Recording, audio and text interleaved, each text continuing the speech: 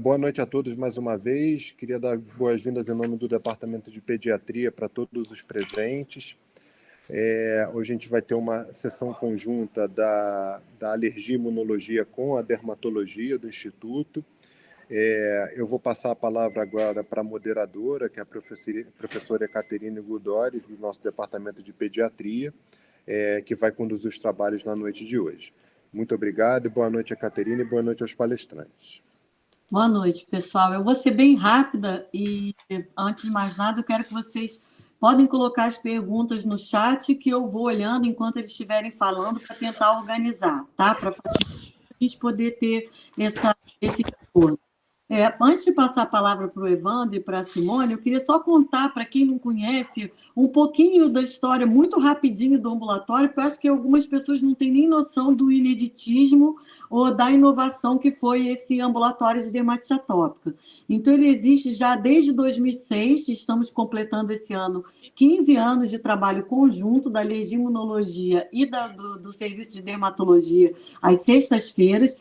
Essa ideia foi uma ideia do Evandro, que foi encampada pela Eliane Abad, que era chefe do serviço de dermatologia na época, e nós viemos seguindo nesses 15 anos. Foi o primeiro ambulatório especificamente de dermatite atópica no Brasil, gente. E, para ser sincera, até onde eu sei, é o único serviço que funciona realmente com membros da alergia e membros da dermatologia. A maior parte dos serviços que a gente sabe, eles podem trabalhar até em paralelo, mas eu acho que é o único serviço do Brasil que funcionam as duas especialidades realmente trabalhando juntas.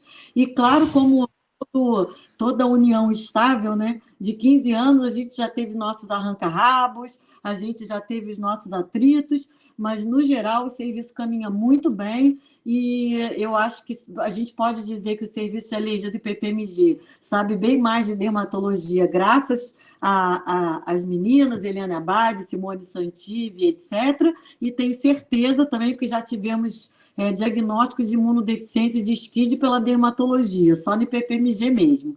Então, a dermatologia também sabe muito mais de alergia e de imunologia do que em qualquer outro lugar do Brasil. Então, só para vocês entenderem que isso é um trabalho já de 15 anos, é um trabalho em conjunto, com muita amizade, muito estudo, e a gente tem muito orgulho desse ambulatório, sabe? Então, vou apresentar primeiro o Evandro, professor Evandro Prado, que é chefe do Serviço de Alergia e Imunologia, bem conhecido de todos, foi a pessoa que inventou esse ambulatório, e depois a doutora Simone Santivi, que é chefe do Serviço de Dermatologia atualmente, mas todos nós estamos nele desde que ele começou. E a Eliana Ebadia, que já se aposentou, mas que era chefe do serviço antes, mas ainda nos acompanha, mesmo aposentada, ela ainda nos acompanha lá. Com a palavra, então, vocês. Bom, vou compartilhar aqui minha tela.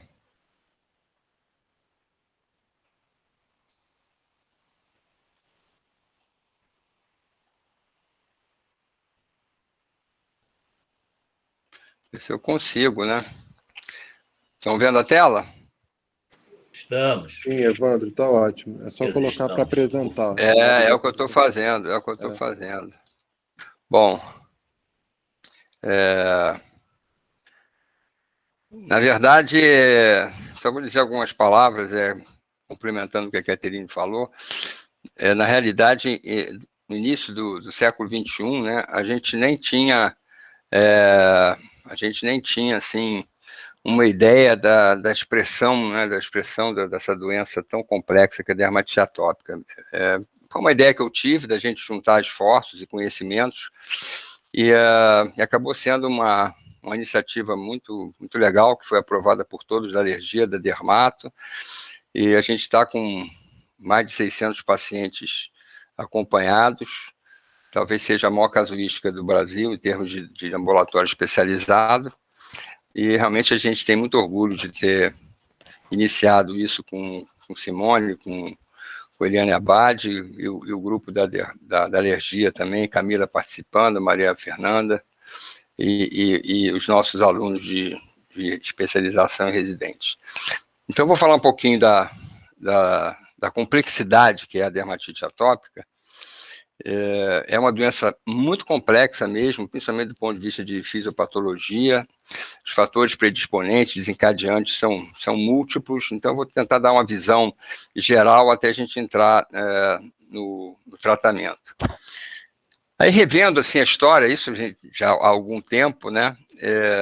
Algumas coisas interessantes, né? Os primeiros relatos de lesão que eram sugestivas de dermatite atópica datam de 1500 a.C., né? É impressionante quando a gente começa a ver a história da doença, né?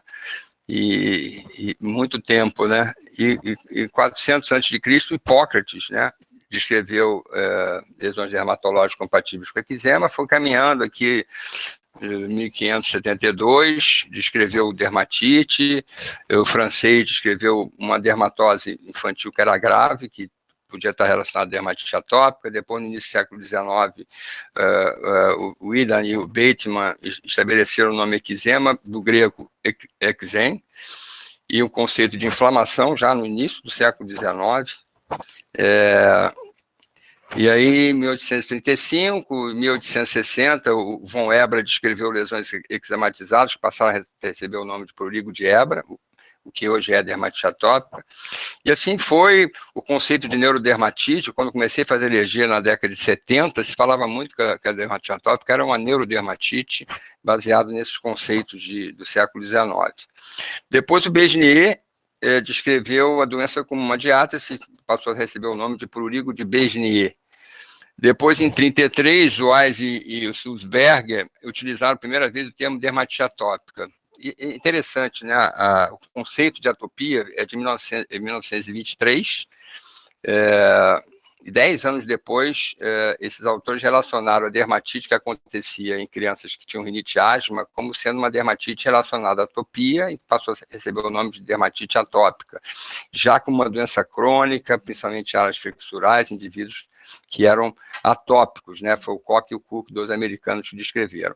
E o Koch e Cook, já nessa época, em 1923, já questionavam que deveria haver um fator sérico que mediava essas manifestações clínicas da pele e do aparelho respiratório. E em 1966, o Kimijig e Shizaka, sua mulher, a Teruko e Shizaka, identificaram esse fator sérico como sendo o anticorpo que a gente trabalha todo dia, que é o anticorpo da classe IgE.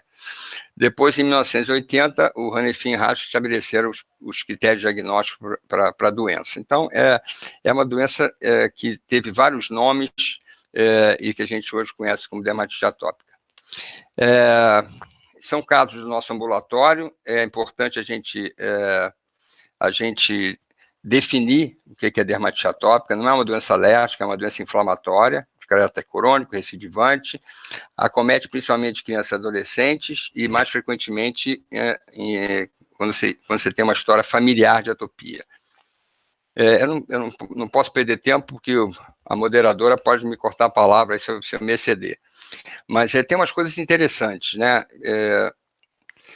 Do ponto de vista assim, de prevalência, 10 a 20% em países desenvolvidos, 60% dos casos incidem muito no primeiro ano, é raro antes dos 2 meses, a maioria dos casos é leve, felizmente, 70% tem remissão espontânea antes da adolescência, né? Pode haver recorrência na vida adulta, a gente vê isso na prática, né? Crianças que têm dermatite atópica, quando adultos jovens voltam a ter eczema. E o que tem chamado a atenção da comunidade médica, principalmente dos alergistas e dermatologistas do mundo inteiro, é que a gente está vendo que parece estar aumentando os casos de eczema atópico no adulto.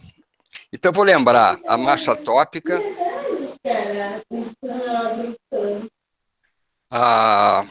que é a evolução natural da atopia. A dermatite atópica normalmente incide muito precocemente, tende a desaparecer com a adolescência, como eu já expliquei. Vocês reparem que aqui é a maior prevalência de alergia alimentar. Então, teoricamente, você olhando assim o que é a massa atópica, na adolescência a gente teria poucas manifestações de alergia alimentar, manifestações clínicas, né? Não só cutâneas, anafilaxia, urticária, angioedema. Mas isso pode acontecer a vida toda, mas a gente tem que começar a pensar aqui nessa faixa etária, né, até os 5 anos de idade. As crianças que têm dermatite atópica grave, né, podem estar sensibilizadas a alguns alimentos. Já vou antecipar, né, os americanos descreveram e estabeleceram o conceito do Six Food Allergy, né, a alergia dos 6 alimentos: leite, ovo, trigo, soja, peixe e amendoim. No nosso ambulatório, a gente começou a ver que talvez não seja tão relacionado a esses alimentos, e eu considero o Six Food Brazilian Allergy seria leite, ovo, trigo, soja, amendoim e milho, já que a gente começou a ver algumas crianças com alergia a milho. E aí até a gente levou, eu e a Caterine levamos para o Congresso Europeu de Alergia, que eu acho que foi em Londres, os nossos casos de alergia, de dermatite atópica relacionados à sensibilização ao milho. E aí a gente tem uma explicação, né? A nossa clientela come muito milho, né? Então come pamonha, come canjica, come angu, e essa ingestão, come milho na mão, a criança. Então essa ingestão talvez muito frequente possa sensibilizar essas crianças. Depois aparecem então as manifestações respiratórias, rinite e asma. O que sempre perguntam para mim, quer dizer, se você tem dermatite atópica, você vai evoluir com rinite e asma, ou isso não é obrigatório. Então, tem crianças que têm dermatite atópica sem rinite e asma, tem crianças que têm rinite e asma e depois aparecem com eczema. Isso está mudando muito. Então, existe até o que a gente chama de marcha atópica invertida, quando a dermatite aparece depois. E aí o Thomas Biber, um alemão que escreve muito sobre dermatite atópica, publicou em 2017 essa pérola que para nós é muito importante, que é o conceito que a dermatite atópica pode começar em qualquer idade. Então, aqui existe a criança que a gente acompanha sempre, que tem um início muito, muito precoce, tende a desaparecer, como eu citei, e tem um grupo que persiste, né, sem melhora. Pode começar aos 2 anos, 6, 14, 20, pode começar aos 60 anos de idade. E a gente vê isso na prática hoje, tendo adulto.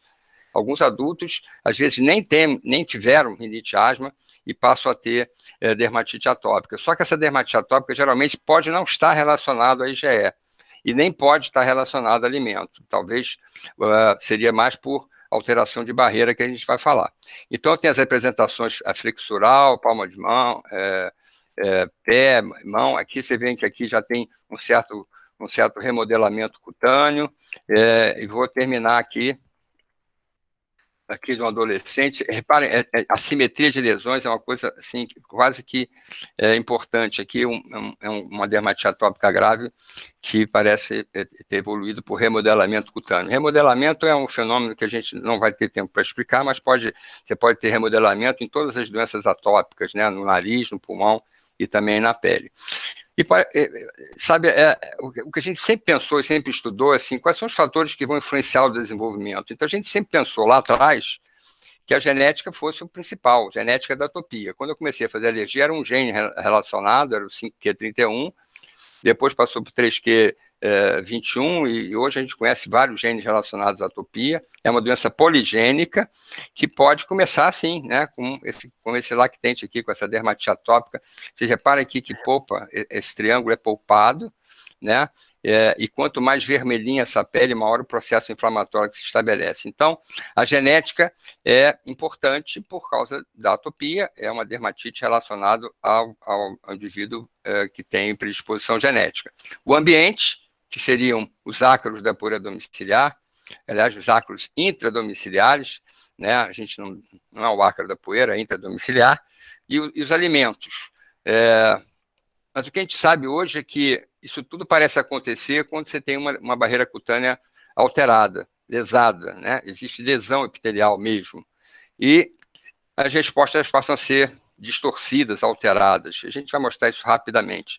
Quando você tem barreira cutânea alterada, você tem uma participação muito grande dos alérgenos ambientais, sejam alimentares ou sejam inalatórios, e também a possibilidade de infecção, porque você tendo lesão de barreira, a coesão celular, né, a integridade não acontece e a possibilidade de infecções. E o que é mais novo hoje, né, é a importância do microbioma, que é o esporsoma interno que vem do esporsoma externo. Esse é um conceito muito novo, muito atual, que eu acho muito interessante. Quer dizer, o esporsoma externo, na realidade, é o acúmulo de contatos naturais que você tem durante a vida que vão modificar possivelmente a sua genética, né? Então, você cria uma situação de epigenética, que é o epigenoma, que vai criar um genoma que vai influenciar a formação do seu esporsoma interno.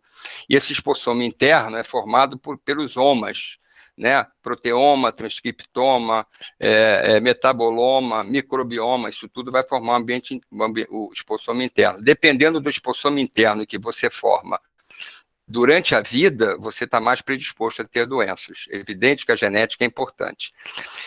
Donald Leung assombrou assim, um congresso americano, né, com essa imagem no ano de 2000, um congresso em San Diego. Eu estava nesse congresso e ele foi convidado para vir ao Brasil para falar sobre isso. Foi a primeira imagem que apareceu. Todo mundo da alergia, da dermatologia conhece essa imagem, mostrando aqui o que acontece na pele de um paciente atópico que tem a dermatite. Nessa época, 2000, a dermatite atópica era considerada uma doença outside in, aliás, inside out. A inflamação que se estabelecia aqui que levava a alterações da pele, e a explicação que o Leung dava é que, inflamando a pele, você tem prurido, e esse trauma cutâneo alterava aqui a barreira cutânea e podia, então, haver penetração de alérgenos, sejam alimentares ou inalatórios. E, às vezes, uma pessoa me pergunta assim, mas os alérgenos alimentares podem sensibilizar o indivíduo através da pele? E aí o Thomas Hudson, em 2016, ganhou um prêmio da Academia de Ciências de Nova York por esse trabalho. Ele aplicou pasta de amendoim em um grupo de crianças com dermatite atópica, um grupo controle, e essas crianças que tinham dermatite atópica passaram a ser alérgicas ao amendoim sem nunca ter comido amendoim. Então, foi um trabalho que ganhou o prêmio, um trabalho muito, muito legal. Então, você tem aqui uma fase que é chamada de fase aguda, com participação de algumas células e algumas citocinas, que são produtos celulares que inflamam, e aqui a fase mais inflamatória, com outro perfil. Isso hoje não está valendo de uma maneira tão direitinha, assim, aguda e crônica, citocina de cá, citocina de lá. Vocês lembram das células de Langer, que são células apresentadoras de antígeno, essa citocina dá início a tudo, e hoje em dia a gente sabe que a doença ela é muito mais outside in do que inside out. O que quer dizer? A doença é de fora para dentro, e, segundo os autores, Donald Leung, a doutora Novak, Bieber, a Schenfield, o Boguniewicz, que são os grandes entendidos da doença, acham que é uma doença outside in e também inside out, porque a inflamação ao nível da derma também lesa a barreira cutânea. Bom, então, só para exemplificar, essa é uma pele íntegra. Você tem aqui os corneodesmossomas, que são grampinhos, são grampos que mantêm essa coesão celular. Esse complexo proteico é composto de, principalmente, uma substância chamada desmogleína, né? Tem crianças com dermatite atópica que nascem com mutações da desmogleína, então esse grampo aqui passa a não ser tão efetivo na tentativa de deixar essa celularidade, assim, a barreira íntegra. Aqui tem o extrato córneo, aqui os queratinócitos, que são chamados corneócitos quando chegam no extrato córneo. Eles vão migrando na direção do exterior, através das suas camadas. Então, se você tem algumas situações, por exemplo, você tem lesão desses grampos de uma maneira muito acentuada, por exemplo, sabonete alcalino lesa, destrói esse grampinho, né? Infecção estafilocócica lesa, destrói o grampinho. O que vai acontecer? Essas células vão ficar desarrumadas, e aí os alergenos penetram, né, assim como os patógenos. Então, você vai ter sensibilização alergênica e vai ter a possibilidade de infecção, principalmente infecção estafilocócica. Eu vou voltar aqui rapidamente, se vocês me permitem. Essa célula aqui, eu não tive tempo para falar, essa célula epidérmica dendrítica inflamatória é uma célula dendrítica que é responsável pela não invasão de determinados micro-organismos, principalmente vírus. E as crianças que têm dermatite atópica têm uma diminuição da expressão dessas células, por isso que elas têm mais possibilidade de infecção herpética, tem verruga, tem molusco contagioso, porque existe um defeito na defesa desses pacientes. O que também surpreendeu assim, quem estudava dermatite atópica, essa noção da camada lamelar lipídica, né?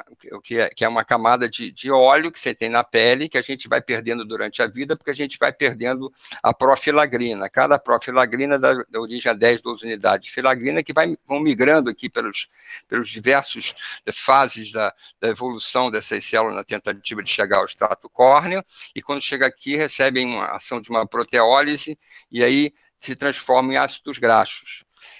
Quando você lesa muito corneócito, a gente tem uma série de repercussões. Você produz menos colesterol e ceramidas, você produz pouco ácido graxo quando você tem mutação da filagrina, então a gente sabe que a pele é muito seca porque você perde a capacidade de formar óleo, porque você destrói corneócito de uma maneira acelerada e você não tem filagrina para se esparramar entre as células. E o mais legal desse conhecimento é que parece que a filagrina é o cimento intercelular. O que mantém além do grampinho, o que mantém quando a gente pensar em tijolo e cimento, a filagrina se derrama, né? Quando forma ácido graxo, ela vai se derramando até embaixo, na tentativa de deixar essas células bem coesas. Como consequência das mutações da filagrina, que são muitas hoje, principalmente no Japão, olha só o que acontece. Você tem desorganização celular, você tem perda transepidérmica de água, então, sem água e sem óleo, você tem pele seca. Então, diminui a hidratação, você tem menos peptídeos antimicrobianos, que são produzidos pelos corneócitos, que estão sendo destruídos rapidamente, perde a integridade entre as células e diminui, você tem uma barreira cutânea altamente alterada. Além dessa destruição da barreira e penetração de antígenos, perda de água, menos defesa e tal, você tem uma segunda linha de defesa, né? Aqui está o extrato córneo, você tem destruição do extrato córneo, você tem penetração de substâncias que não deveriam entrar na pele, e você tem uma segunda linha de defesa, né, que é dada pelas Tied-Janssen, que são as proteínas de junção, são 23 proteínas, a principal é a claudina 1.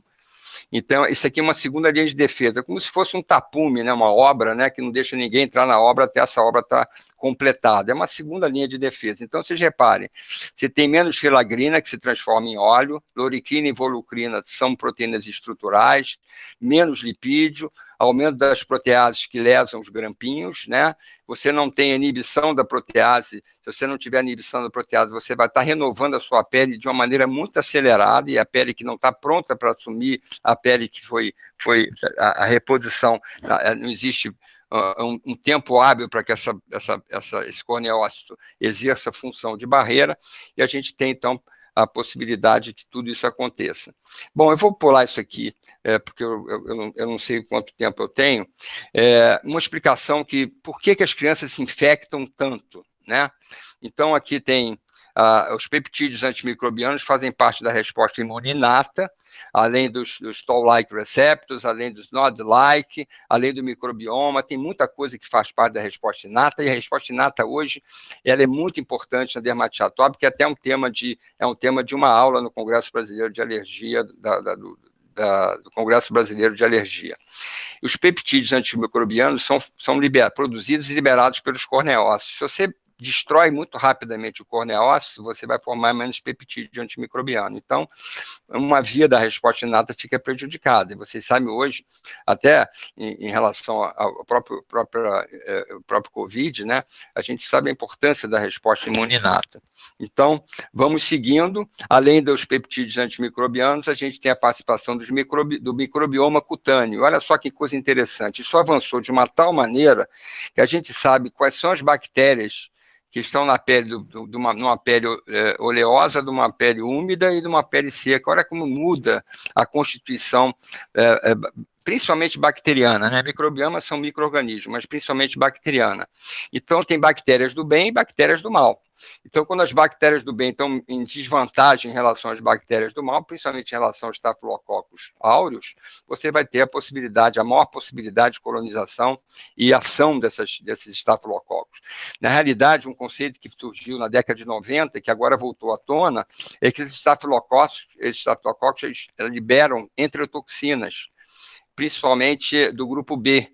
E olha que coisa interessante, quando a criança libera muita enterotoxina do tipo B, ela não responde bem ao uso do corticoide tópico. Se infecta e você não faz antibiótico, também você não melhora.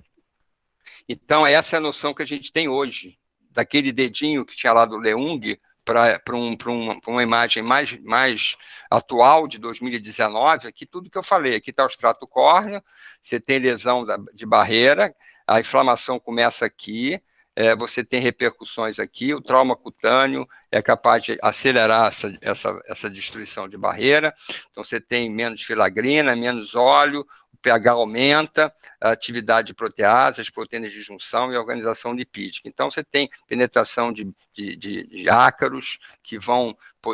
Por isso que a marcha tópica, você pode se sensibilizar através da pele e passar a ter rinite asma, porque você se sensibilizou pela pele, não porque você inalou e sensibilizou pela via respiratória. Então, você tem aqui as enterotoxinas que eu citei, são liberadas pelos Staphylococcus aureus. Então, vocês veem a quantidade de células que participam, são células pró-inflamatórias que produzem e liberam substâncias chamadas citocinas, que são pró-inflamatórias. As mais importantes são essas aqui, as mais importantes células, estão ligadas à inflamação, participam de uma série de fenômenos ao nível de pele, mas tudo começa aqui com a disfunção de barreira. Por isso que é importante você repor a barreira, e a Simone vai falar disso, a importância dos hidratantes, né, da tentativa de você repor essa barreira para que você não tenha esse processo inflamatório aumentado. Eu falei lá anteriormente, na primeira apresentação, no diagnóstico do Hanifin e do Radka, os critérios maiores que eles estabeleceram em 1980, 40 anos atrás, e os critérios atuais. O mais importante é isso, prurido e eczema. Então, eu vou mostrar essa menina que nós atendemos no ambulatório lá atrás, no início do nosso ambulatório, com esse prurido cutâneo intenso, né? É um eczema generalizado, ele não é flexural, não é de face, ela tem a pele toda eczematizada, acaba se machucando, olha o rostinho aqui dela ferido, ela tirava pedaço da pele de tanto que ela coçava, é uma criança que não dorme, é uma família que não dorme. Então, olhando essa imagem assim, a primeira coisa que a gente pensa, olhando essa imagem, a primeira coisa que a gente pensa é que vamos fazer uma medicação que diminui esse prurido. A primeira ideia é fazer antihistamínico. É a primeira ideia que as pessoas têm, né? Está coçando tanto, vamos fazer um antihistamínico de primeira geração, de segunda geração, para tentar inibir esse prurido. Na realidade, a gente sabe que a histamina não é o mediador do prurido. Né? O mediador do prurido é o processo inflamatório. Então, se você não conseguir diminuir o processo inflamatório, você não vai diminuir o prurido. Essa é uma noção muito importante. Todo mundo usa antihistamínico, a gente usa, mas para você diminuir o prurido, você tem que diminuir o processo inflamatório e principalmente a ação de uma citocina que se chama interleucina 31, e já começaram os estudos para você criar um imunobiológico que seja antagonista ou consiga inibir as ações dessa interleucina. Então, olha só o que agrava a dermatite atópica, os irritantes, né, roupas leves, né, eu acho que a Simone vai falar disso.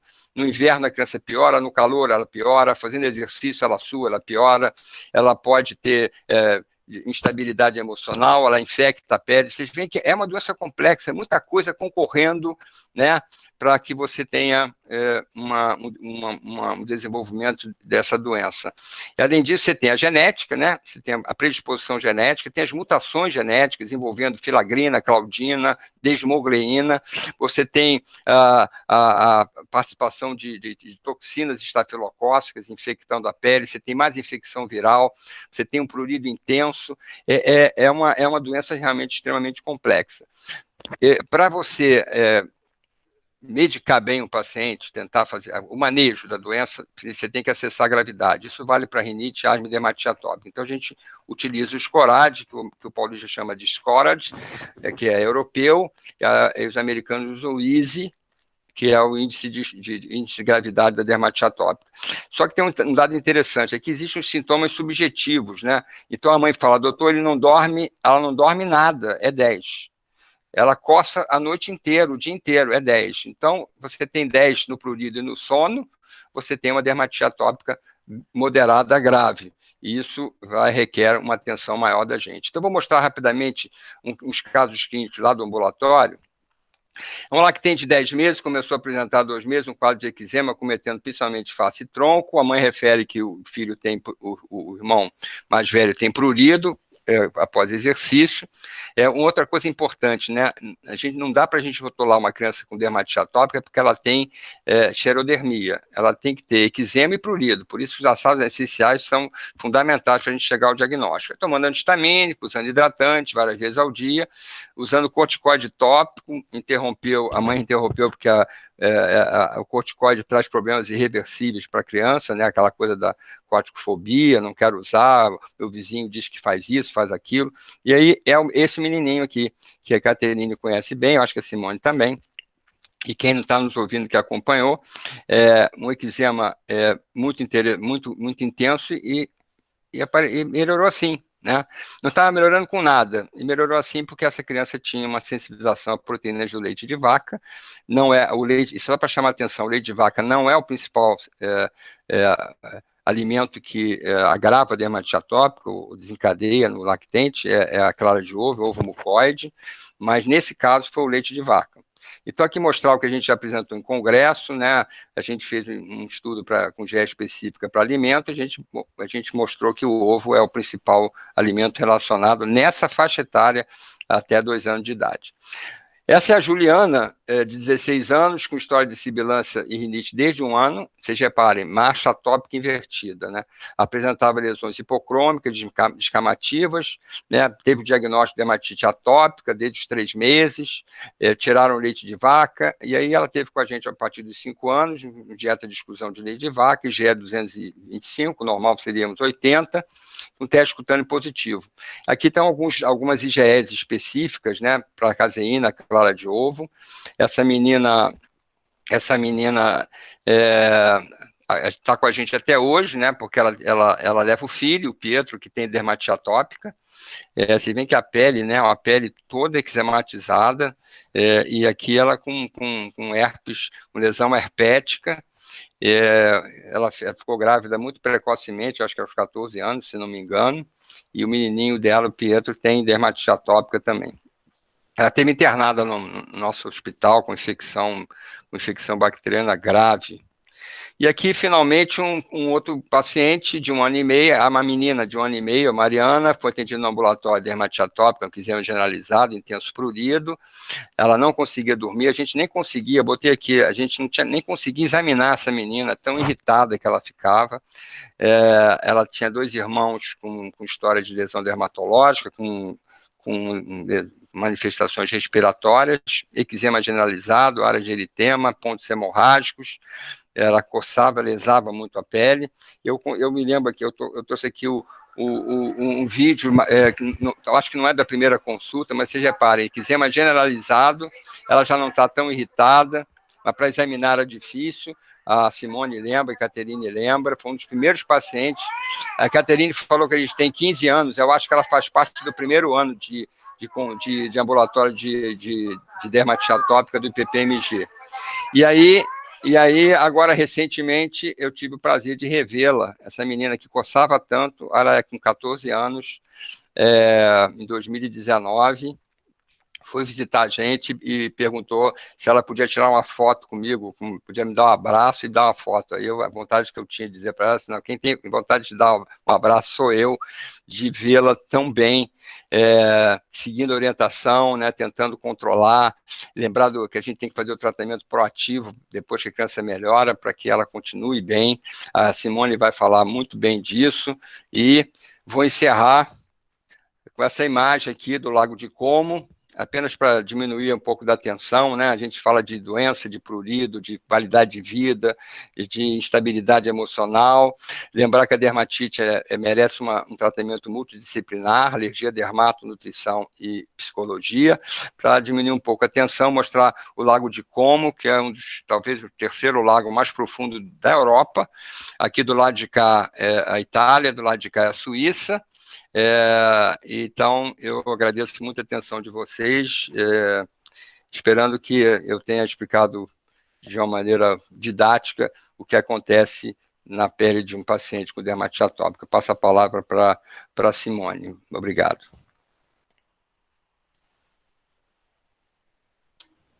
A gente compartilha a sua tela para eu poder compartilhar.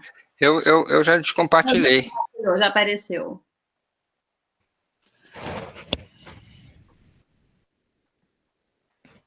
Não. Espera aí.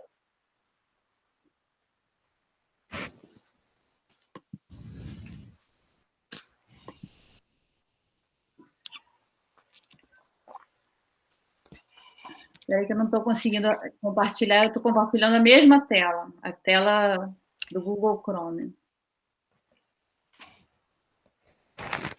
Quer que eu tente, Simone? Espera aí.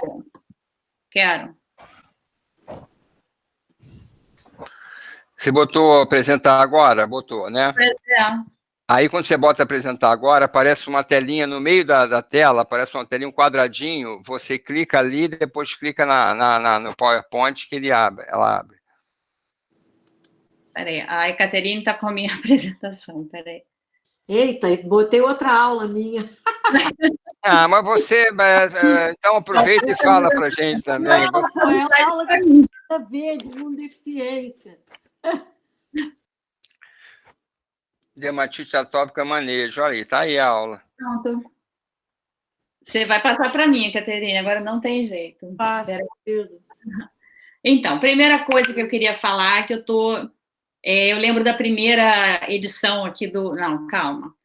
Primeira edição do Fronteiras, que a Thalita foi uma das professoras, e ela falou que estava muito feliz de ser a primeira professora do departamento a falar na nova edição do Novo Fronteiras. E eu vou falar aqui que eu estou muito feliz, muito honrada de ser a primeira não professora, né, a primeira médica do PPMG a ser convidada para falar no Fronteiras, porque o departamento de pediatria ele tem um significado muito grande para mim. Na minha vida médica, todos os meus grandes mestres, eles são do departamento de pediatria. E, assim, a maior honra possível é poder dar aula junto com um dos meus grandes mestres, que é o professor Evandro Prado. Então, assim, é uma honra, multiplicada por 10. Estou muito feliz mesmo. E, assim, como o Evandro falou, esse ambulatório é a nossa menina dos olhos, é o nosso xodó. A gente montou ele, assim, do zero, construiu, aprendeu junto, e a gente se considera hoje, assim, exatamente, eu acho que eu sou uma dermato que sabe bastante imuno, e eu acho que os meus colegas imunos, eles sabem muito a dermato também. Então, é uma troca muito grande. Então, vamos lá falar de manejo, que a gente já está super atrasado. Já estou querendo passa para mim, Ekaterine. Então, o objetivo, né, da gente é o quê? Alcançar e manter um estado no qual o paciente apresente sintomas leves ou ausência de sintomas, e não haja prejuízo ou haja o menor prejuízo possível nas suas atividades diárias e na sua qualidade de vida. É isso que a gente quer. Pode passar. O Evandro, a gente até viu uma aula do outro, mas o Evandro... O que houve? Agora foi. O Evandro botou uma linha do tempo, por coincidência, que ia até mais ou menos a década de 80. E aí eu fui um pouquinho mais adiante, porque se a gente vê que a partir da década de 80, até mais ou menos a década de 80, teve muito pouca novidade, apesar da gente começar a entender melhor a doença, teve muito pouca novidade em termos de tratamento. A partir dos anos 90, né, que foi se entendendo mais um pouco a dermatite atópica como uma doença inflamatória do tipo 2, a partir daí começou a ter muita novidade em termos de manejo, porque se entendendo a fisiopatologia, as moléculas envolvidas, a terapêutica ficou muito mais direcionada a atacar exatamente aqueles pontos onde havia defeitos, né? E outra super grande mudança no entendimento da doença foi a descoberta do papel do gene da filagrina na fisiopatologia da dermatite atópica. Pode passar, por favor, Caterina. Procurando um jeito de organizar a aula, eu achei, até tinha comentado com o Evandro, um quadro da Academia Japonesa de Dermatologia, que eu achei bem interessante em termos de como ele organiza o cuidado do paciente com dermatite atópica, e achei bem parecido com o que a gente faz. Então, achei também visualmente interessante, porque como é que quando chega um paciente, o que eu quero? O que eu preciso fazer? Em primeiro lugar, ter certeza que é dermatite atópica, dar o diagnóstico definitivo, avaliar a gravidade, né, classificar aquela dermatite, ela é grave, ela é leve, moderada, e entender o cenário, entender aquele paciente, seu contexto, sua família, por que médicos ele passou, qual foi a trajetória dele até chegar até o nosso serviço e até começar uma proposta de um novo acompanhamento. Explicar a doença, explicar os objetivos do tratamento, explicar como ele tem que se cuidar, como é que ele tem que cuidar do ambiente que ele mora, né? E a parte central, eu botei bem no centro do slide, é esse balanço que a gente fica o tempo inteiro entre induzir remissão e ficar na manutenção. Tratar, induzir remissão, ficar na manutenção.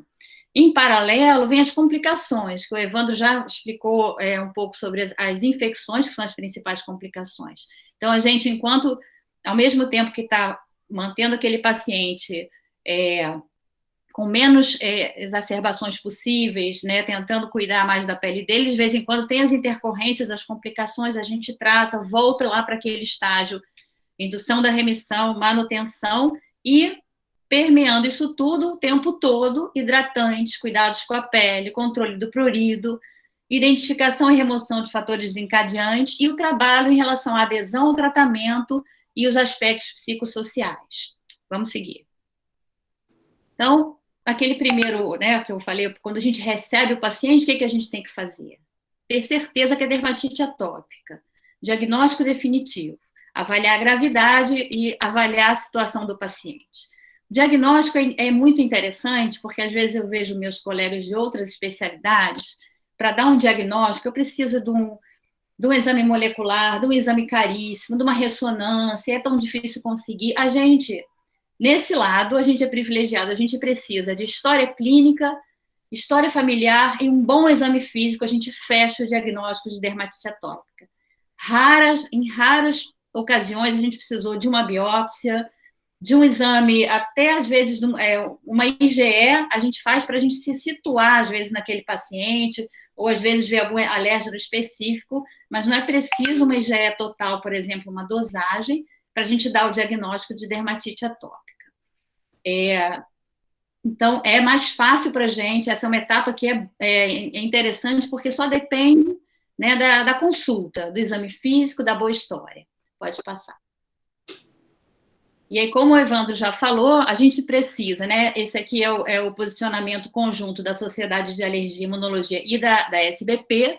A gente precisa, então, do prurido, ele é essencial, da presença de eczema, e aí é importante, né, a semiologia dermatológica, o que é eczema, que lesão corresponde a eczema, né? A gente, às vezes, recebe uma psoríase, a gente recebe, às vezes, uma dermatomiosite, ali não é eczema. A gente tem que saber reconhecer o que é um eczema. História familiar, né, e pelo menos alguns desses achados clínicos, né? Pele seca, história pessoal familiar de doença atópica, início precoce dos sintomas, né? Mas a gente já viu que isso está mudando um pouco, né? Com a história da dermatite atópica poder aparecer a qualquer momento, lesões em flexuras em qualquer idade, né? Mas na criança pequena a gente também tem lesões nas áreas extensoras e na região malar, como até mostrou o Evandro num dos slides dele. Pode passar.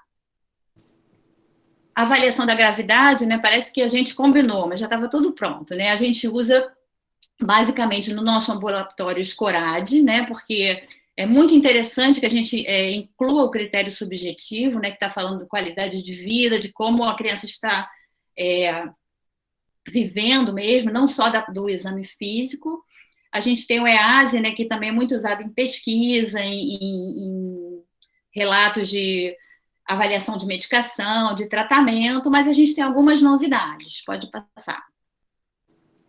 Uma delas é uma ferramenta para a aferição para o controle da dermatite atópica, que está disponibilizada num aplicativo de celular, num site. E o que é interessante, que tanto a gente pode aplicar para o paciente, quanto o paciente pode se auto-aplicar. Então, ele considera aspectos clínicos, sinais e sintomas, o impacto no sono, no bem-estar emocional, no cotidiano da criança, ou seja, na qualidade de vida, e também traz para a gente informações sobre recidiva e cronicidade. Então, é uma ferramenta interessante para a gente monitorar o paciente, monitorar tratamento. É uma ferramenta que facilita a comunicação do paciente com a equipe de saúde e facilita também a tomada de decisão compartilhada. Então, assim, naquele momento que o paciente chega para a gente, olha, durante esse mês, no período de interconsultas, eu fiz o meu score e durante vários momentos deu que o controle não estava bom, ou até para o paciente perceber fatores desencadeantes, quando eu brinquei com o cachorro, meu score piorou, ou quando eu comi amendoim, meu score piorou. Então, dá também para o paciente, por conta dele poder aplicar o score nele mesmo, um conhecimento maior da doença. Então, a gente ainda não usa essa ferramenta, mas eu achei muito interessante, já estou assim, com várias ideias na cabeça para a gente poder aplicar. Pode passar. Só que pode passar de novo. As perguntinhas, né? Assim, na última semana, quanto você ficou incomodado com seu eczema? Quantos dias você teve episódios intensos de coceira? Como você dormiu? Então, ele vai pontuando, é muito fácil, né? E aí chega a uma conclusão sobre a gravidade. Uma coisa a falar sobre o escorádio não é simples de aplicar, né? A gente está no início de ano, né, ainda no primeiro semestre, os residentes que chegam agora na alergia, assim, o tempo todo ficam, né, que ainda não estão tão familiarizados. Simone, vem conferir o escorádio comigo, vem fazer o escorádio comigo. O escorádio é difícil, realmente é difícil. Então, a gente ter uma ferramenta que seja um pouco mais fácil de aplicar é interessante. Pode passar, por favor, Ekaterina. Também dentro daqueles primeiros passos, né, a gente tinha pontos como explicar a doença, explicar objetivos de tratamento, educação e cuidados. Então, é um momento assim crucial, né? Pode passar, de novo, pode passar, por favor. Crucial na consulta. Então, eu botei essa varinha mágica justamente para dizer que não é mágica, né? Esse momento é um momento crucial da consulta. A gente precisa conversar, ouvir, conversar, falar, né? O paciente precisa entender o que é dermatite atópica, né? O que causa? A gente vai ter que usar uma linguagem fácil para ele poder aprender tudo aquilo que o Evandro falou e que é difícil para a gente, até para a gente que está familiarizado, a gente entender algumas coisas como barreira cutânea, alguns conceitos, sensibilização, mas a gente vai ter que passar isso para o nosso paciente com as nossas palavras, de modo que ele entenda que aquele alimento vai piorar ele, o suor pode piorar, o caráter crônico e recorrente, quer dizer, vai melhorar, mas um dia vai melhorar, mas não vai ficar melhor para sempre, ele vai voltar a piorar. E voltar a piorar não significa que nada deu certo, significa que a doença é assim, caráter crônico e recorrente. E a gente vai ter uma hora que vai ter que responder essa pergunta, mas não tem cura? O que a gente vai falar? Que não, né? Mas que essa dermatite pode desaparecer, ou pode controlar, ou ele pode aprender tão bem os fatores desencadeantes, né? O que piora, o que melhora, pode se cuidar bem da sua pele, que ele pode ficar muito estabilizado, né? E é importante também explicar os objetivos do tratamento. Então, não é ficar bom, é se manter o maior tempo possível em remissão, espaçar cada vez mais as crises, identificar as crises e tratar prontamente as crises. E em relação ao controle do ambiente, os cuidados diários, é uma educação o tempo todo, né? Então, às vezes, tem que mudar até de casa, né? A gente já teve até paciente na casa, é toda infiltrada, é toda úmida, poxa, mudou de casa, melhorou a beça. Então, são coisas que vão desde o jeito de limpar a casa até o lugar onde mora, né? Muita intervenção na vida do paciente. E a gente tem que fazer isso, né? Como eu falei, não tem mágica, tem conversa, né? Tem que conhecer o paciente, tem que ter uma linguagem que ele possa entender, porque o título desse encontro é uma doença complexa. É complexa para a gente, é complexa para o paciente, só que ele vai ter que entender a doença dele, senão a gente não consegue tratar dele. Pode passar. Então, aquele ciclo que a gente fica, né? Então, basicamente, o tratamento da DA é isso. A gente ficar ciclando entre manutenção e tratar recidiva. Manutenção, tratar recidiva. E aquela coisa básica que a gente já sabe, né? Corticoide, inibidor de calcineurina, quando o tópico não funciona, tratamento sistêmico, para diminuir a inflamação. E se eu estou na minha manutenção, eu vou, então, tratar da pele. Assim que eu perceber sintomas que eu estou exacerbando, começar logo o tratamento. Então, lembrar que não dá para esperar a próxima consulta daqui a 2 meses para começar um corticoide, né? Então, o paciente tem que aprender a identificar os sinais de piora e já começar a tratar, independente de se vai ou não ao médico. Pode passar. Então, em relação à terapêutica tópica, a gente usa basicamente, né, os corticoides e os inibidores da calcineurina. Aqui eu botei para ilustrar as 3 fases do eczema, agudo, subagudo e crônico, porque a gente precisa escolher a nossa medicação de acordo com o que está se apresentando, né? A potência, o veículo, a área de lesão, quanto tempo eu acho que vou tratar essa lesão, lembrar dos efeitos colaterais do corticoide. Isso seria uma outra aula, mas o que eu acho interessante é que cada um escolha, né, eleja o seu corticoide de preferência, de potência baixa, de potência média, de potência alta, e assim vá aprendendo a usar, escolhendo o local, né, o tamanho da lesão, tipo de eczema, e poder ir usando, né.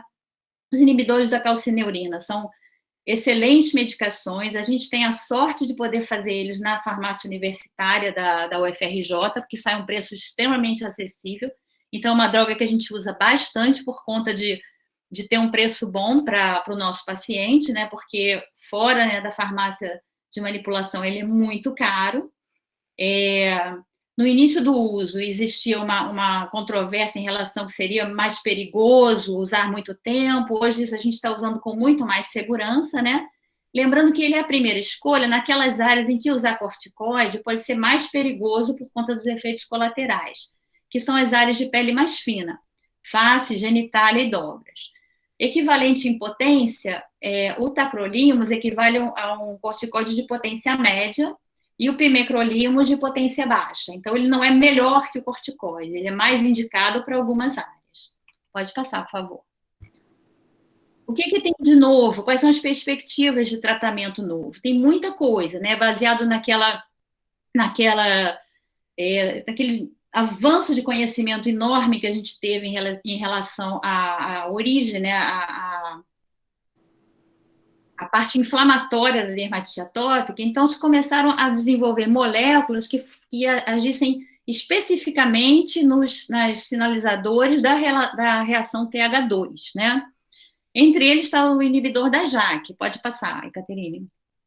A JAK e a janusquinase são 4 enzimas que agem na porção intracelular dos receptores de citocinas, diminuindo, então, a reação inflamatória. A gente já tem um inibidor da JAK tópico, aprovado no Japão no ano passado, mas ainda não para uso em crianças. Então, essa foto aqui, a menorzinha de fundo azul, que está escrito em japonês, eu juro para vocês que está escrito Corectin, apesar de eu não saber ler japonês, e um dos fatores limitantes é o preço. Outro que a gente tem também, ainda não tem no Brasil, né, mas a gente já tem nos Estados Unidos, que é o inibidor da fosfodiesterase 4, pode passar, Ekaterine, que também é outra droga que vai usar, diminuindo a ação de citocinas intracelular, é o Eucrisa, disponível nos Estados Unidos, mas um fator limitante dele é o preço, né, uma bisnaga de 60 gramas é $700, então é bastante caro nos Estados Unidos. bastante caro, e a indicação dele é quando o paciente não suporta usar o inibidor de calcineurina, porque ele tem um efeito colateral, o inibidor de calcineurina, de ardência ou pinicação no local da aplicação. Quando isso fica muito exacerbado, aí seria a indicação de usar o inibidor da fosfodiesterase. Pode passar. Outras perspectivas interessantíssimas no tratamento tópico, e assim, foi ótimo o Evandro apresentar exatamente aqueles slides, para a gente entender que, de repente, se a gente mexer no microbioma, a gente também pode diminuir as exacerbações, né? A gente sabe que o Staphylo aureus, como falou o Evandro, perpetua a inflamação e o dano à barreira cutânea, e nas crises a gente tem um aumento de Staphylococcus aureus e uma diminuição proporcional do epidermides, que seriam as bactérias do mal, né, o aureus, e do bem, o epidermides. Então, o que se pensa? Se a gente modificar o microbioma, talvez a gente possa melhorar a inflamação. O que se tem feito em relação a isso? Transplante autólogo de microbioma, né? Então, a gente pega o microbioma de uma área não lesionada e transplanta para a área lesionada do próprio paciente, né? A aplicação de outras espécies de bactérias, em geral, são gram-negativos comensais, porque aí faria um equilíbrio em relação à concentração de Staphylococcus aureus. E também existem outros fatores modificadores externos, como, por exemplo, o banho com hipoclorito. Pode passar. Então, a gente usa, né, no nosso ambulatório, que é o banho com hipoclorito, ou bleach bath, que é o termo em inglês, que é água sanitária, né? Água sanitária diluída numa proporção que seria... A água sanitária varia a concentração, então tem que ver a concentração do fabricante, mas seria 2 ml por litro, mais ou menos, né? Que teria um efeito anti-inflamatório, diminuindo a população de estafilococos, não gera resistência bacteriana.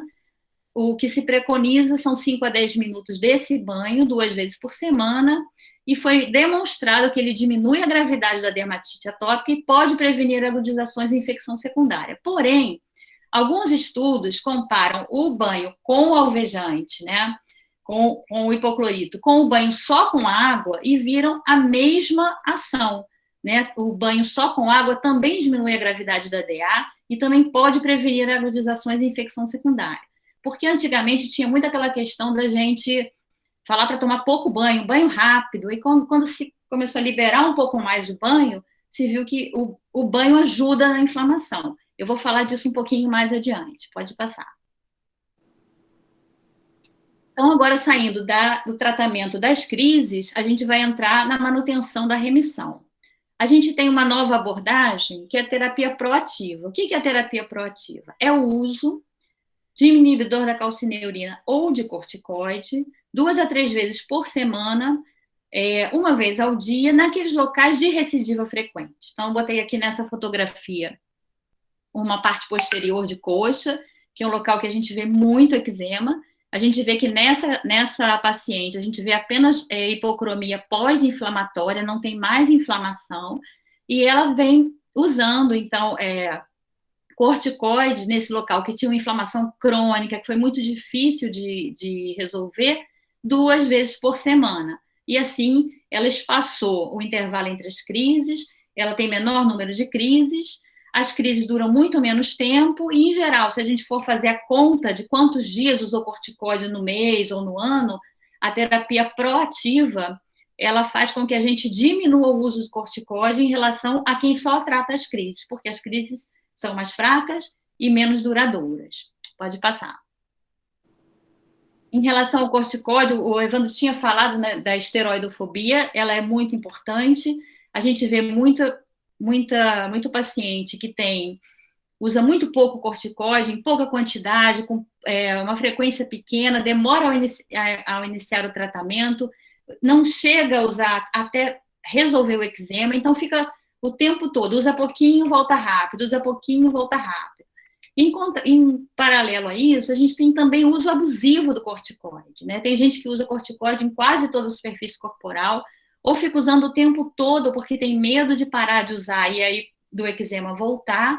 Então, é muito importante a gente quando for prescrever um corticóide, que é uma doença que a gente entra no Google, né? O pai, a mãe entram no Google, veio um montão de coisa falando mal, mas ao mesmo tempo tem a experiência que aquilo deixa o filho com a pele melhor, então fica confuso. Então é importante a gente educar, esclarecer sobre os efeitos colaterais, o modo de usar e como que a gente pode fazer para que seja seguro usar. Pode passar.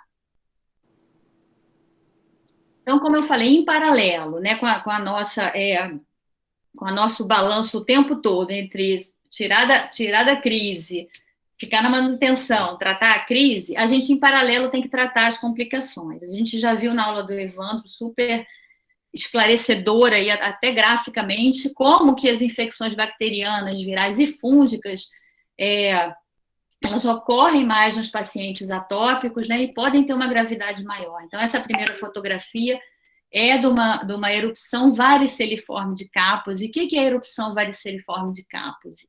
É um herpes simples, não é prima infecção, mas ele acomete um segmento muito mais extenso do que a gente costuma ver num paciente que não tem dermatite atópica. Um paciente que não tem dermatite atópica, a gente vê um herpes num dermátomo, num dimídio. No paciente atópico, a gente pode ver uma erupção generalizada e é preciso internar e fazer a medicação venosa. O de ajuste de contas ocorre quando um fornecedor presta um serviço para o Estado sem contrato e o governo... Microfone aberto.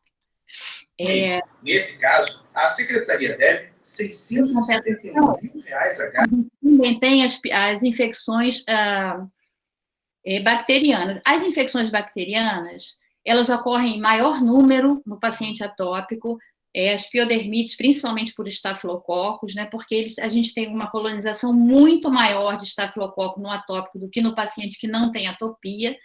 Mas, ao contrário do herpes, a gente observa que as infecções no estafilococos no atópico, elas não são mais graves. Elas têm, o atópico tem mais episódios, mas as infecções não são mais graves. Elas são celulites, foliculites, piodermites, mas a gente não vê uma sepse estafilocócica, a gente não vê com frequência uma artrite séptica, a gente não vê complicações maiores do estafilococo no atópico. Só vê muita frequência. Pode passar. O que a gente tem que ficar atento é com os estafilococos resistentes à meticilina, né? E é importante reconhecer o perfil de resistência do estafilococos daquela população que a gente está tratando. A gente tem uma parceria bem antiga, né, com um grupo do laboratório de microbiologia, de infecção hospitalar, lá do CCS, da microbiologia, do professor Denis, da professora Kátia, e recentemente eles apresentaram numa jornada científica do CCS, ainda não foi publicado, que nos nossos pacientes com dermatite atópica, moderada, grave, leve, daqueles pacientes que tiveram isolamento de estafilococcus, seja na pele, seja na narina, 27% dessas amostras são MRSA. Então, é importante saber, isso é muito, né? Essa percentagem é muito alta, é importante saber disso na hora de escolher a medicação que a gente vai usar para tratar esses pacientes. Pode passar. Pode passar de novo. É importante, então, é importante, então, outra parte que a gente vai ter que parar bastante para falar, conversar, esclarecer, hidratação e cuidados com a pele. A escolha de produtos e a orientação para o banho, elas são fundamentais, né? A gente precisa escolher um hidratante bom, otimizar a hidratação e orientar o banho. Controle do prurido também é fundamental. Pode passar, Caterine. A gente tem novas drogas, né? Drogas com ação ou no sistema nervoso central ou nas vias de disseminação do prurido. Tem outras técnicas, às vezes, muito simples, como o pijama úmido, que eu vou até apresentar para vocês, e até o uso de tecidos, entre aspas, tecnológicos, né, que são tecidos com substâncias hidratantes que se propõem a diminuir o prurido, que são os pijamas com hidratantes, né? Outra coisa importante, identificação de fatores desencadeantes, né? Aerolérgenos, que são os mais frequentes, alimentos mais raros, e também os testes os eczemas de contato, que podem estar perpetuando a dermatite atópica. Pode passar. A gente, então, vê que pode ter eczema de contato associado a DA e se misturando e mascarando um pouco. E essas crianças usam muitos produtos na pele. Então, hidratantes, tópicos de todas as naturezas, anti-inflamatórios, são sabonetes especiais. E aí a probabilidade de se sensibilizarem é alta, porque também a barreira está lesada, né? Então, a gente discute hoje, tem até um trabalho em andamento lá no serviço da professora Janete, né, com orientação da doutora Caterine, que são testes cutâneos para os pacientes com dermatite atópica, para a gente ver se tem alguma coisa perpetuando aquele eczema, além dos aeroalérgenos que a gente já conhece. Pode passar, por favor. Aqui também não, volta. A varinha mágica, volta. A varinha mágica, porque também nessa hora não é mágica. Tem que sentar e conversar, esclarecer, ter paciência de explicar, porque são em pequenos cuidados, como é que dá banho, como é que passa o hidratante, que a gente também vai conseguir fazer com que o paciente possa entender como ele vai cuidar da pele dele. Pode passar. Então, rapidinho, a higiene, a gente mudou, vou frisar um pouquinho isso aqui, porque a gente mudou a orientação do banho que a gente dava para o atópico. A gente aprende, até lê em alguns livros ainda, que o banho é rápido e pouco, mas não. No Rio, é muito calor, o suor é fator irritante, né? Então, não tem nada de pouco banho, não. É pouco sabonete, muito banho. E o banho pode ser mais demoradinho, sim, de 5 a 10 minutos. Hidrata, remove crostas, diminui o exudato, remove os irritantes, entre eles o suor, remove alérgenos e facilita a penetração de agentes terapêuticos. Então, a orientação é banho, no mínimo, 2 vezes ao dia, seria uma média boa, né? De 5 a 10 minutos. O sabonete usar só uma vez, pode passar. De preferência, sabonetes à base de detergentes sintéticos, sabonetes líquidos, sem substâncias irritantes, fragrâncias, corantes, substâncias alergizantes. Então, é muito comum. Lembra que o Evandro falou da experiência de passar a manteiga de amendoim na pele e depois a criança estava sensibilizada para o amendoim? Eu detesto hidratante com comida, né? Sabonete com comida, com aveia, proteínas do leite. Então, tudo que tem substância alergizante, a gente tira, né? Lembrar do pH, o pH neutro é 7, mas eu não quero um pH neutro, eu quero um pH da pele, que é em torno de 5. Então, lembrar de escolher um sabonete que tenha um pH adequado, né? De preferência líquido, sempre pouco, né? Usar sempre ao final do banho para que a criança não fique brincando naquela água com espuma. E acabou o banho, tem que enxaguar com água limpa para não ficar resíduo. Pode passar. Em relação aos emolientes, eu vou falar muito rapidamente, né? Mas que a gente tem vários tipos de emolientes, de hidratantes, emolientes, umectantes, tem substâncias que fazem uma barreira, que são as substâncias oclusivas, mas o que a gente tem de novo são hidratantes que mimetizam aquelas substâncias, né, que o Evandro falou, que é substâncias lipídicas da pele. Então, as ceramidas, os ácidos graxos e o colesterol. Então, são os hidratantes, entre aspas, melhores, mas são muito caros. Então, às vezes, a gente não consegue usar, né? Para otimizar a hidratação, o que a gente faz? A gente sempre usa nos primeiros minutos após o banho, porque a pele está embebida de água, né? Os corneócitos estão mais separados entre eles, a penetração vai ser maior e vai fazer também aquela manta oclusiva para evitar as perdas transepidérmicas, né? Lembrar sempre das preferências e custos. Não adianta fazer um hidratante que você considera muito bom, mas o paciente não suporta o cheiro ou não suporta a textura. Então, o paciente também tem que... É uma decisão compartilhada, né? Qual hidratante que vai usar? Levando sempre em conta os custos, né? Os hidratantes funcionais são muito caros. E o uso é muito... grande quantidade, né? Mais ou menos até 200 gramas por semana em crianças e 500 no adulto. É meio quilo de hidratante por semana. É muita coisa. Acho que na teoria na prática ninguém usa isso, mas teria que usar. Vamos lá.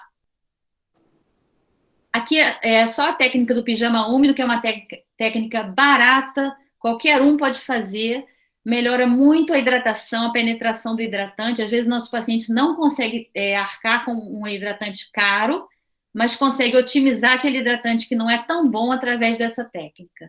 É uma técnica que foi usada para diminuir o prurido noturno, né? Então, consiste em dar um banho prolongado na criança, aplicar o creme de corticóide, aplicar hidratante. Vocês estão vendo que esse slide que a criança está com creme é muito creme, né? Molhar o pijama, botar o pijama praticamente molhado mesmo, dar uma torcidinha, né? Bota na criança, bota um pijama seco por cima e bota um outro pijama quentinho por cima ainda. Então, essa técnica é quando a mãe aceita, aprende a usar, a criança aceita, é muito interessante. As mães morrem de medo da criança pegar um resfriado, né, ou ter algum problema, começar a espirrar, porque as crianças geralmente são asmáticas, têm alergia, mas a gente tem que dizer que não necessariamente a criança vai ficar com frio, a gente vai cobrir a criança, aquela pele vai ficar umedecida, absorvendo creme, absorvendo medicação, e a gente vê que é bem interessante, é uma técnica barata, fácil, simples, para a gente otimizar a hidratação. Pode passar. Mas se o paciente com tudo isso não melhora, a gente vai partir para um tratamento sistêmico, um tratamento com uma droga mais forte, né, que vai agir no corpo inteiro, né? Então, no início, a gente viu naquela linha do tempo do Evandro os corticoides. Eles nunca devem ser usados a longo prazo, eles só podem ser usados rapidamente, cursos rápidos em agudizações, às vezes na espera de um imunossupressor, né? A gente não pode chegar numa primeira consulta e prescrever um imunossupressor, a gente tem que, né, preparar a criança para ser imunossuprimida, então, às vezes, a gente tem que lançar a mão do corticoide, né? Mas sempre na cabeça o seguinte, eu nunca vou poder usar o corticóide como um tratamento a longo prazo. Eu uso ele enquanto eu não estou usando outra coisa, né? Então, que outra coisa? O que a gente usa são os imunossupressores. A ciclosporina, a azatioprina e o metotrexato. A única droga realmente liberada para dermatite atópica é a ciclosporina, né? As outras são usadas off-label, mas a ciclosporina é a primeira escolha, mas a gente usa as outras todas, né? Mas, por incrível que pareça, ela não é fornecida pelo SUS para dermatite atópica, né? Então, qualquer paciente com dermatite atópica que precise de imunossupressor, ele tem que judicializar. Não há nenhum tratamento sistêmico disponível no SUS para dermatite atópica. Isso é uma coisa assim que eu já botei na cabeça que a gente vai ter que ver com o serviço social, com associações de pais, que a gente vai ter que brigar por isso, né? Enquanto a psoríase você tem 3, 4 biológicos disponíveis no SUS, a gente não tem nenhum imunossupressor, né? E falando em biológicos, o que são biológicos? São pequenas moléculas-alvo que vão bloquear etapas muito específicas da reação inflamatória. Então, para cada doença, eu tenho um biológico ou alguns biológicos específicos, né?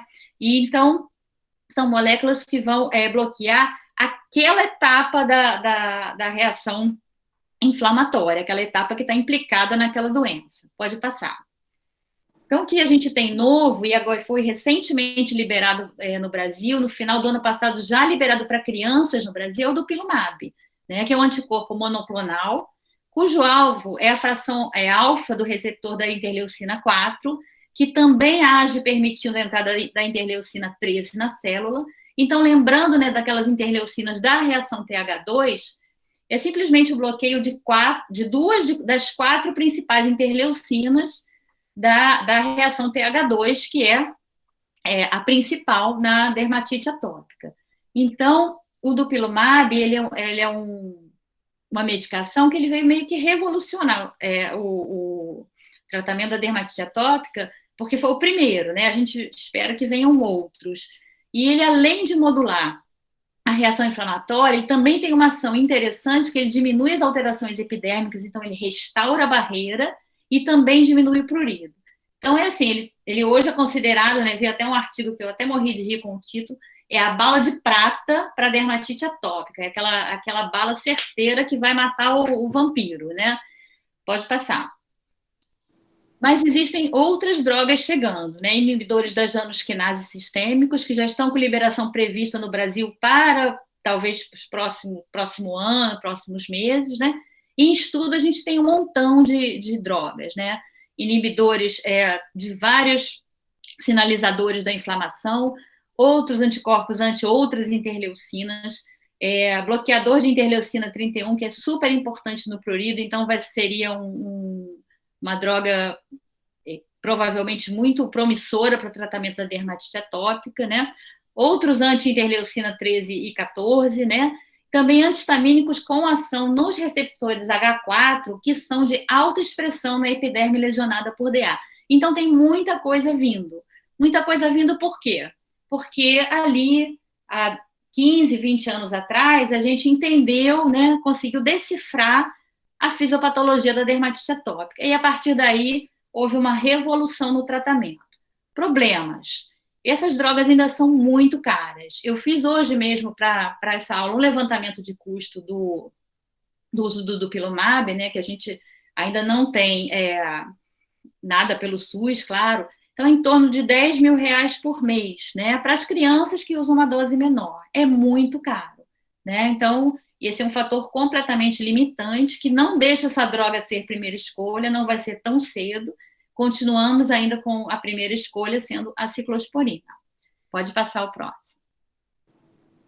Lembrando, então, assim, estou terminando já, que a dermatite atópica, ela impacta muito a gente que trata do paciente no dia a dia pelo impacto na qualidade de vida, né? Então, não só a própria doença, ela maltrata muito a criança e a família, então tem a questão do sono, tem a questão do comportamento, né? Tem a questão da família que também não dorme. Se uma criança não dorme em casa, a família também não dorme, a mãe fica acordada, né? A tendência à não adesão ao tratamento é muito grande e, assim, a parte da manutenção é muito trabalhosa. Calcula-se um gasto de 1 a 3 horas diárias com cuidados com a pele do paciente com dermatite atópica grave. Isso é muito importante. Pode passar o próximo. Então, a gente tem problemas cruciais, além dos farmacológicos, em relação à dermatite atópica. Adesão ao tratamento, né? Aderir às rotinas e cuidados diários, aderir às dietas de exclusão é super difícil. Às vezes são dietas, tem pacientes que têm os 6 alimentos estão excluídos. Então, são dietas super, super restritas. Como é que a gente lida, né, com uma criança que frequenta a escola, que frequenta a festa de aniversário, não pode comer amendoim, não pode comer leite, não pode comer milho, não pode comer glúten, trigo, né? Não pode comer ovo. Então, assim, é muito difícil, né? Então, aderir a esse tratamento e manter essa adesão a longo prazo é muito difícil. E a gente tem também os aspectos psicossociais, né? É uma doença tão comprometedora que a criança acaba desenvolvendo alguns comportamentos, como tiques de autoescoriação, que às vezes não tem nem mais inflamação, mas a criança adquiriu o hábito de coçar. É muito difícil a gente reverter isso, né? Tem muitas associações, muitos trabalhos associando TDAH, depressão, ideação suicida com dermatite atópica, seria mais frequente nos pacientes com dermatite atópica. É muito frequente distúrbio de sono e distúrbio de comportamento, as crianças são irritadas, mal-humoradas, os adolescentes são mais mal-humorados e mais irritados do que o normal, às vezes até num grau que precisa de intervenção mesmo, né? Existe alteração do rendimento escolar por vários motivos, né? Porque não se concentra porque está coçando, porque não se concentra porque não dormiu a noite toda, porque o antihistamínico dá sono e dorme no meio da aula. E a gente lida no nosso ambulatório com um problema muito importante, que é a questão financeira, né? O tratamento da dermatite atópica, mesmo que a gente pegue medicação no SUS, uma ciclosporina, tem o resto todo, né? Os hidratantes são caríssimos. Tratar da casa, cuidar do ambiente, né? Preciso de uma casa, pelo menos, que tenha reboco, né? Eu preciso de uma casa que não tenha umidade. Eu não posso dormir todo mundo junto, porque junta ácaro, junta poeira, tem que ter um ambiente um pouco mais arejado. Eu preciso de água corrente, preciso de saneamento básico, preciso de um sabonete diferenciado. Então, é muito gasto, né? E as questões financeiras são muito... Elas aparecem muito e vêm aparecendo cada vez mais. Pode passar. Então, a gente não consegue fazer nada sem a nossa equipe multidisciplinar do lado, né? A gente tem uma presença forte da nutrição, que é a Íria, né, nossa nutricionista, que está também desde o início do ambulatório, está há 16 anos, né, 15, 16 anos lá com a gente. A equipe da psicologia, que agora está um pouco, assim, algumas se aposentaram, mas, assim, também o tempo todo junto com a gente, serviço social, principalmente ajudando na questão de vale social, de vale transporte, da judicialização para conseguir medicações, às vezes até tendo que interferir em questão de adesão, com conselho tutelar, ou arranjando uma clínica da família perto de casa, para poder ter um agente de saúde para monitorar o tratamento. Então, a gente tem psicólogo, serviço social e nutricionista muito presentes. A gente tem uma parceria com odontologia, não é nem da UFRJ, é de fora, mas é muito interessante, fazendo toda a parte de saúde oral das nossas crianças. Precisamos de mais de uma enfermeira, né, para ajudar em curativo, cuidado com a pele, adesão ao tratamento, né? E estamos aí na busca dessa equipe, de cada vez reforçar mais essa equipe. Pode passar. Aí, de novo, não é mágica, é equipe multidisciplinar, porque a gente precisa muito deles e sem eles a gente não consegue trabalhar com esse tipo de paciente. Pode passar.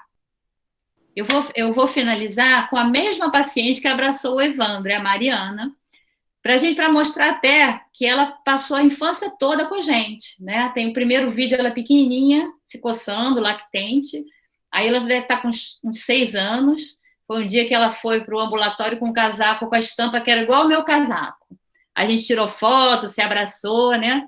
Toda errada, né? Eu estou sentada na maca, estou cheia de adornos, mas isso foi há muito tempo atrás, porque agora ela já é uma adolescente, aquela adolescente descolada que a gente viu com o Evandro. E termino também dizendo para vocês, recomendando algumas leituras, né, que foram a base dessa aula. Os guidelines da American Academy of Dermatology, que são mais antigos, são de 2014, mas são os últimos guidelines. São 4 partes, para quem realmente quer se aprofundar um pouco mais. Eu peço sempre para os meus alunos da dermatologia lerem 2, 3 vezes para ter aquilo na pele mesmo, né? Mas o que eu adoro mesmo, eu sou assim, super fã do guia prático da ASBA SBP, que ele está muito legalzinho, ele não está rápido, não, ele está bem, assim, ele se aprofunda bem em algumas questões, eu acho que é muito bom. Ele é de 2017, ainda tem algumas coisas novas que ainda não estão lá, mas eu acho que é fácil acessar, tem livre acesso, né? Só jogar no Google que a gente pega. E o Evandro outro dia me mostrou, né, uma revisão que saiu no New England, de março, agora de 2021, muito, muito breve. É para aquele clínico geral que quer se lembrar o que é dermatite atópica, mas é para lembrar que é uma doença tão velha, né, que o Evandro botou naquela linha do tempo, desde quando que a gente fala de dermatite atópica, né? Mas que em março de 2001 a New England está falando de dermatite atópica também. Então, eu termino. Gente, eu peço desculpas também, eu não sei o que aconteceu naquele início de aula, foi uma coisa mais louca, uma invasão da aula, né? Mas foi estressante, mas enfim, acho que foi uma experiência bem legal a gente trocar e estou bem feliz de ter tanta gente até agora na sala. Obrigada.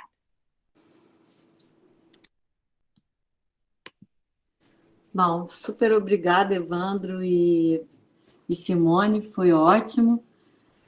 Eu não consegui ver as perguntas, vou ter que olhar agora, gente, para ver se tem alguma pergunta que eu estava apresentando.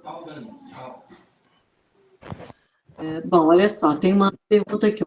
Catrine, se puder, gostaria que o Evandro falasse sobre novidades relacionadas à comorbidade da dermatite atópica, considerando o envolvimento do metaboloma intestinal, que é como etiopatogenia de outras condições clínicas. Obrigado. Bom, caramba. Falamos dos OMAs e veio uma pergunta de OMA. Bom, comorbidades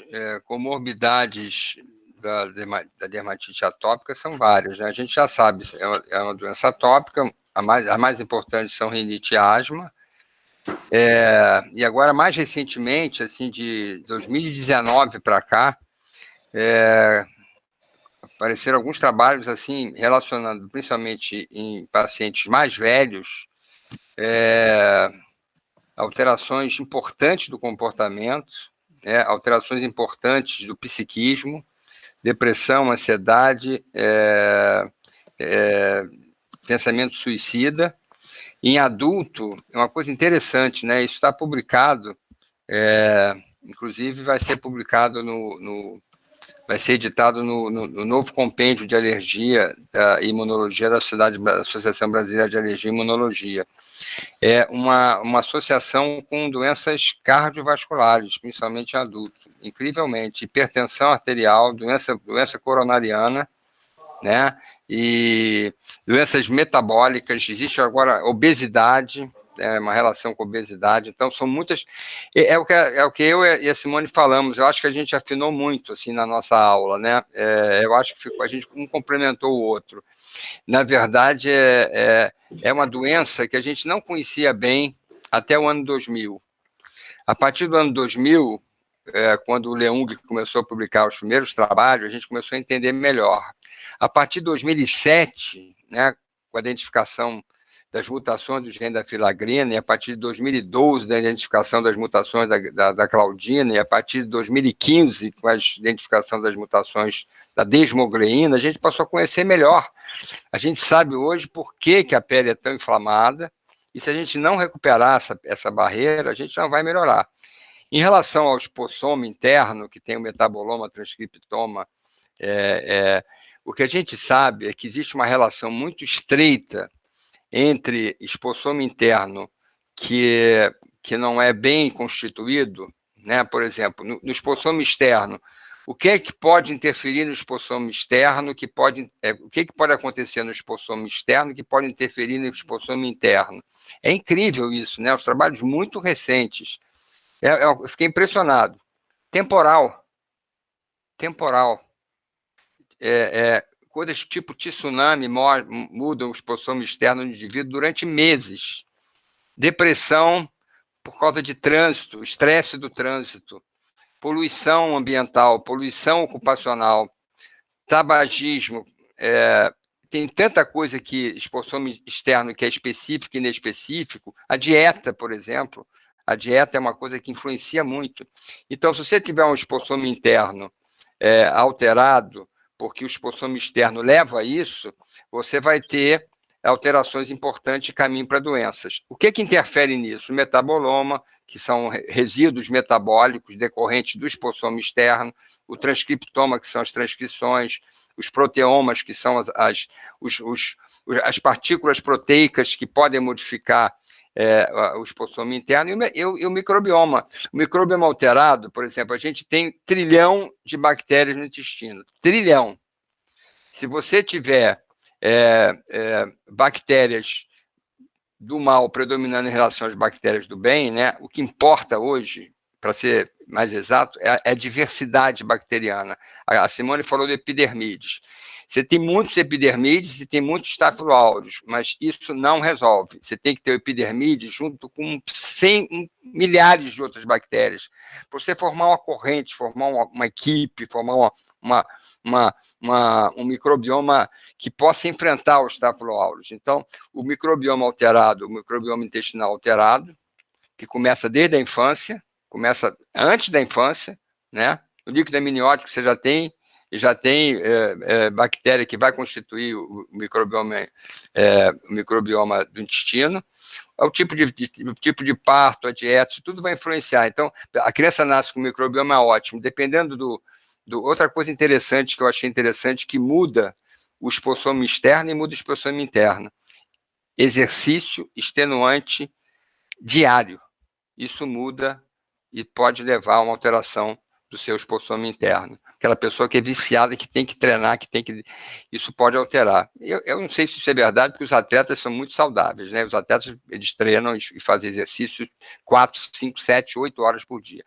Então, pode caminhar não só para atopia, para rinite, para doença autoimune, para neoplasia, principalmente neoplasia do cólon, pode caminhar para depressão, para ansiedade, tudo mais ou menos o que eu já falei. Não sei se eu respondi a pergunta. Só não sei se os atletas de alto desempenho são tão saudáveis. Acho que eles não são muito saudáveis, não. Exercício moderado é que é melhor. Concordo com você. Gente, alguém tem alguma pergunta para fazer oralmente? Porque aqui tem vários parabéns, pessoal, para você. Simone.